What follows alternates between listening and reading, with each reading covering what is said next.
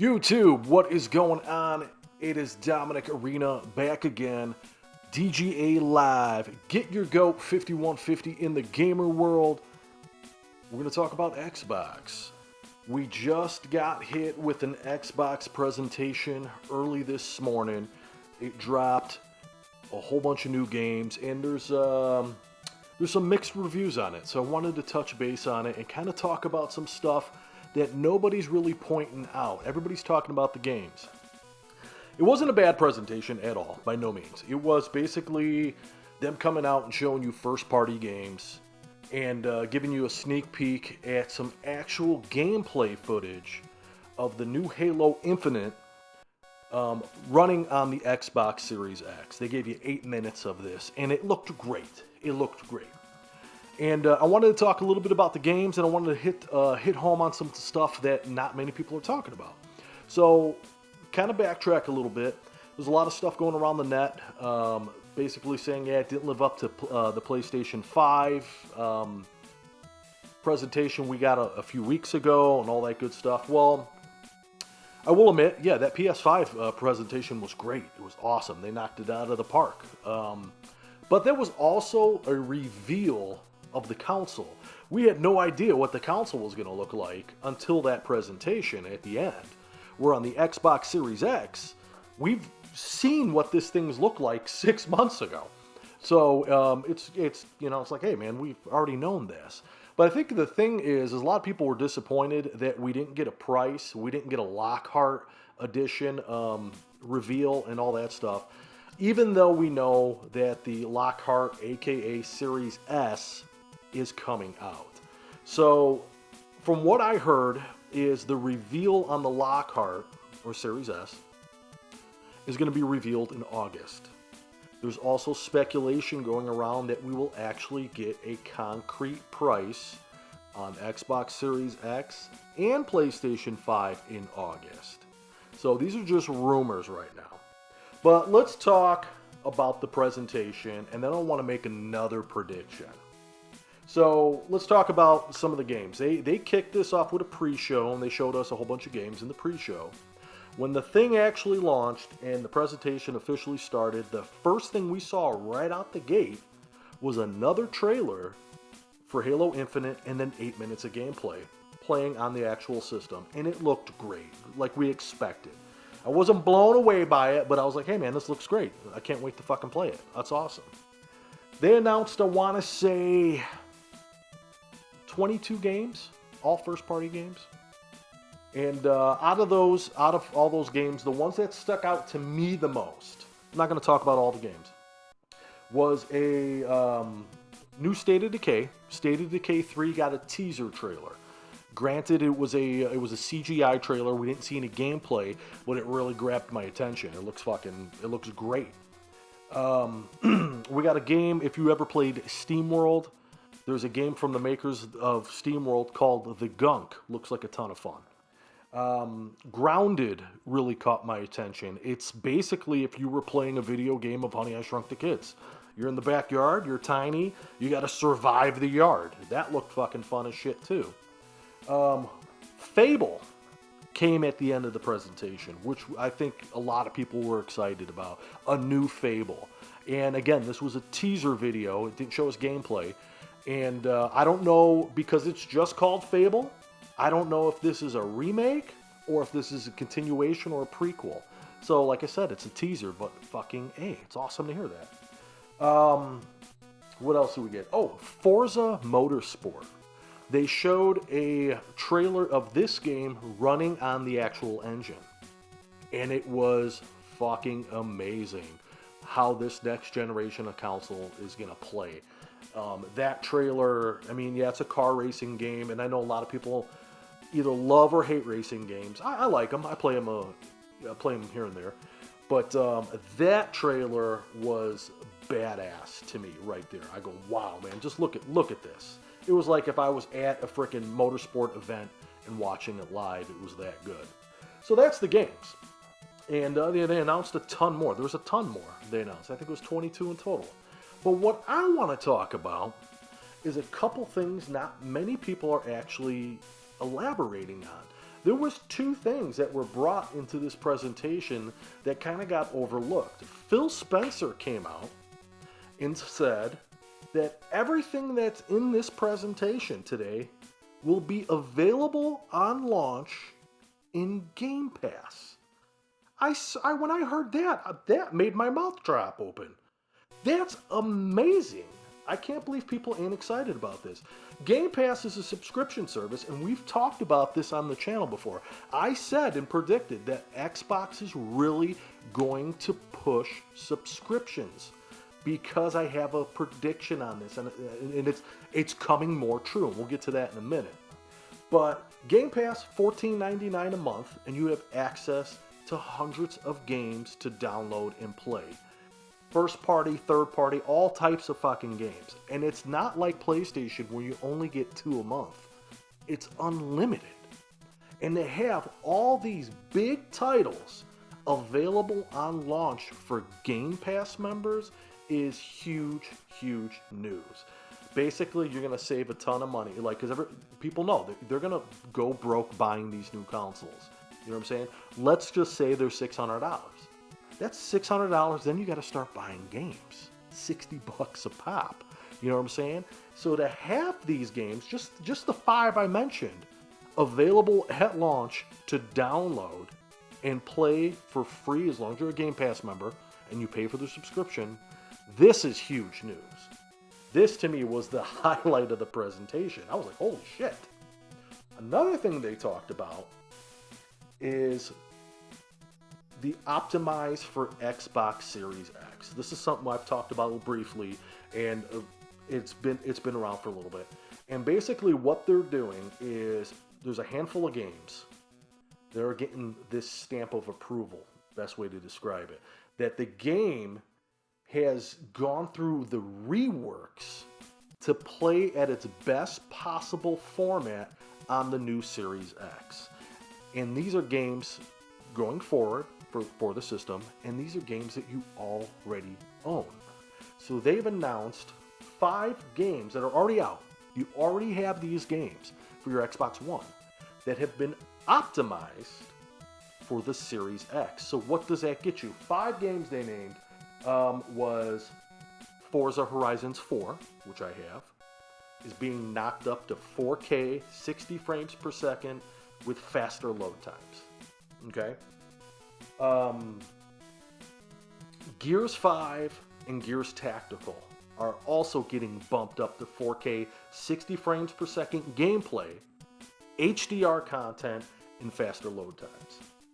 Sea of Thieves is getting a rework, and they've actually put a different release date on this because they have something special with Sea of Thieves. This is one of Microsoft's games. Okay, available for PC and Xbox exclusive. So I'm very interested to see what they do with Sea of Thieves, a game that I already own. And the best one I thought was Ori, Will of the Wisp. I just started playing Ori. I'm about a third of the way through the game. It's a beautiful, breathtaking game. Right now I'm playing it in 1080p at 30 frames per second. That's what I'm playing it at. They're saying that this game is getting a total high-fidelity rework where they're remastering the audio, they're knocking it up to 120 frames per second, 120 hertz, and 4K HDR. That's amazing. This is going to look phenomenal. This is going to be a game that we start seeing a lot of test clips for HD type graphics and whatnot, because it looks amazing now. So I'm super excited about this. This is preservation of gaming history. And I want to talk about that for a second because this is super important. We need to preserve our gaming. Okay? So the best example, what I mean by that is as new consoles come out, the old stuff kind of gets fizzled out. Xbox is working very hard to make their stuff 100% backwards compatible, which means you buy this new console, not only is it going to play the new games, it's going to play last generation games, it's going to play Xbox 360 games, and it's going to play the original Xbox games. And then a handful of those old games are going to be enhanced on the system, played better on this system than it did on the original console. Okay? This is preservation of gaming history. I love the fact Microsoft is doing this. Okay? Why is that important? Because eventually your old consoles are going to die and you're not going to be able to play these. And then trying to find those old consoles to repurchase are going to be a pain in the ass. Okay? Think about movies for a second. This is a perfect example of preserving it. You had that old movie you loved when you were a kid on VHS, right? Love this movie. As the industry changed and it went to DVD, those movies got remastered to DVD. Then as the times changed again, those same movies got remastered to Blu-ray. So we can enjoy our favorite movies of the past in the best quality format available today, preserving the past with newer technology. I like to see the gaming industry do this. They're not doing it like the movie industry is. The movie industry knocked it out of the park with it. They kept re-releasing those movies that you already own in the newest format, where the gaming industry kind of fizzles out the old stuff and concentrates on the now and the new. We need to preserve that old gaming. Let me tell you something. I had to look this up because I was curious. Last year, 2019, the gaming industry, as far as revenue goes, okay, and I'm talking, this is a combination of PC, mobile, and console. They did $120 billion in revenue globally. 120 billion. Think about that. Now, we look at the movie industry. The movie industry's numbers for a global box office of 2019 was 42.5 billion. The gaming industry beat out the movie industry 3 times. Just goes to show you how well gaming and the whole community and everything about gaming, how well it's doing today. Now, we're not going to talk about 2020 because, you know, we're in a shit show right now. But you look at last year's numbers, there's your proof right now. You could Google it. I had to do the research myself to get those numbers. So let's preserve our gaming history and make it here. Because you could take a movie right now. You can name a 40-year-old movie to somebody, okay? And go, hey, you ever see Scarface? Yeah, I've seen it. I love that movie, right? Blink of an eye, 40 years old, okay? Now you name a game that's 25 years old to somebody, most people are going to scratch their head. I don't remember that, unless it was super popular like Mario Brothers, right? But I'm just saying, you know, just say like, hey, you remember Perfect Dark on the original Xbox? No, you have to go whip it out and try to, this is what I'm trying to say, okay? Maybe Perfect Dark's not a great example, but you guys get what I'm trying to say. I love the fact that Xbox is doing this, and nobody's really talking about this. They're talking about like, all right, well, you know, Sony had all these badass games. Sony did a great job on the presentation, right? I like Sony. I owned PlayStations before and all that stuff. I don't currently, but yeah, my sister's got one right now. She's playing the PS4. We sit down, we play PlayStation exclusives and all that good stuff. It's a great console. I have nothing against PlayStation. I just think that Microsoft's going a different direction.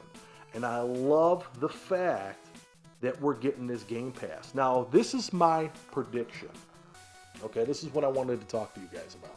So I've stated in a different video that my theory behind Microsoft selling Mixer over to Facebook was to get their stuff out to about 2 billion people. Okay, I think that's what Facebook has active users right now. Where they had, you know, a few million on Mixer. So by getting their stuff in front of 2 billion users, they're going to promote xCloud, they're going to promote Game Pass, they're going to push subscriptions. Okay? Now, here they are talking about Game Pass again, right? Now, there's been some negative news on Game Pass saying that Game Pass is not going to be available on the Nintendo Switch. Everybody thought that Game Pass was going to be available on the Switch. I personally think it should. It would actually bring Microsoft over to Japan, because they suck in Japan right now. Microsoft pretty much doesn't exist in Japan. It's all Nintendo and it's all Sony, and even Sega's got a fucking foot in there. Okay? So them putting Game Pass on the Switch would have been a fucking phenomenal job. But they came out and said they're not doing it. Now, Xbox also said about a week or two ago, they are no longer making the Xbox One X. It's done.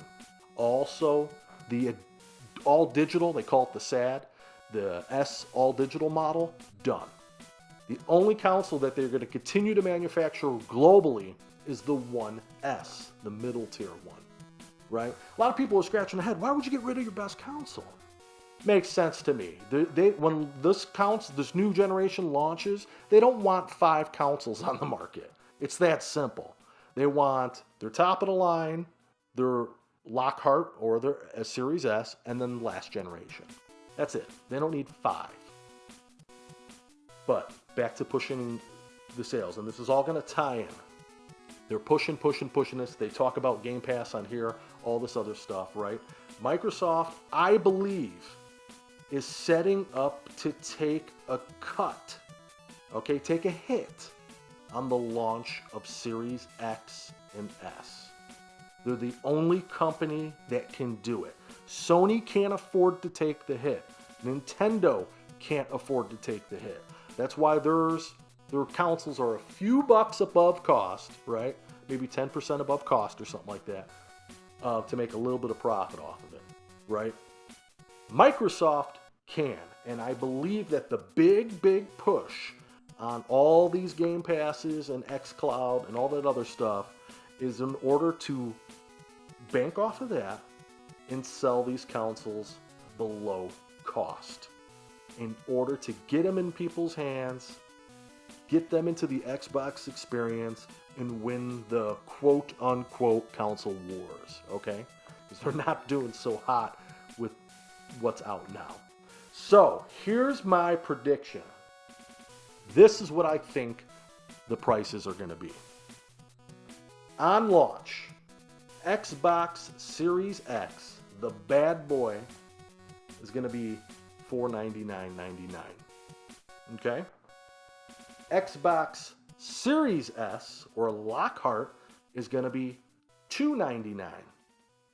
And then the One S that's currently out now is going to drop down to $199 or possibly $150. I'm thinking $199. Because right now the One S is $299 and the One X is $399. Good luck finding a One X. You can't find them. I've looked in Best Buy, Walmart's, all that good stuff. They're fucking gone, right? And now they announced they're not making it anymore. So this is my theory, is that they're going to come out of fucking left field, probably this August, sometime in August, and say, here's what we're doing it. Undercutting Sony about $50 on the top of the line model and $150 or more on the generation below it, the Lockhart Series S, in order to get these into people's hands. As far as game bundles, I don't think they're going to do any major game bundles right off. You might be able to get the Infinite with it, or Halo Infinite on it, but with all these games available on Game Pass on launch, they're probably not going to pair it with a game right off the bat. Because right now you buy a console, it comes with one game. I think they're going to give you a code to have Game Pass for 3 months. You get on Game Pass and realize how badass it is. And go, wow, look at this library of fucking AAA titles on launch. You're going to pay for it for the rest of the year. You're not going to want to lose that. So that's my theory. And I've nailed a couple of my predictions on the head, and I've had a couple in the ballpark. But that's my theory on this. So let me know what you guys thought of the presentation. What games did you like the best on it? If you haven't seen it, you can actually look that up on Xbox's official YouTube and watch it. I want to say it's about an hour, and then the pre-show was, I think, an hour also. Yeah, hit me up in the comments. Let me know what you think about that. If you think I'm in the right ballpark with my theories, what games you were most excited for in the in the presentation today, the whole 9 yards. I'd love to hear what you guys have to say. And hit me up on Twitter and Instagram. I always put those links in the description below. And hit that subscribe button. Helps me out a lot. And yeah, we'll catch you guys on the next one. Until then, peace and hair grease.